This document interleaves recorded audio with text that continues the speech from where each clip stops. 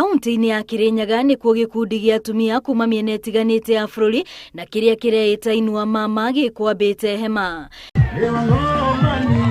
Ciĩgiĩ ndereti ya gũcenjia gatiba, atongoria ya moigĩte o maranyita mbaru ndereti iria kũnyihiria mũkenya mũrigo no ti iria irarehwo kũguna andũ kĩũmbe. Wale ambao wanasema wamechukua maoni, tunataka kuambia the ruling party yenyewe haikutoa hata maoni. Maoni yako ni ya nani? And the ruling party inawakilisha nchi nzima ya Kenya. We know that in the Kenyan constitution there are only two ways to change the constitution, to amend the constitution, through a parliamentary initiative or a popular initiative.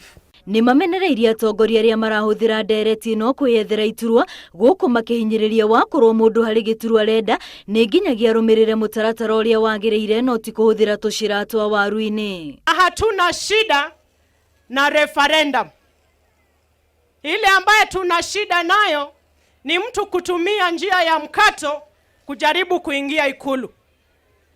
Na wametumia mbinu nyingi kujaribu kuingia State House kupitia kwa dirisha. Atongoria ya moigĩte ngemadirira atu itua rio riekanyita mbaru biringi ya githurano kia mwaka wa 2022 ya huho na nginyagia hindi iyo magũikara makiririkanagia gĩtarũ gĩa gatagati ati kiri na thiiri wa kiuteti. Na Mount Kenya wakati watataka kuongea, sisi kama viongozi tutakutana.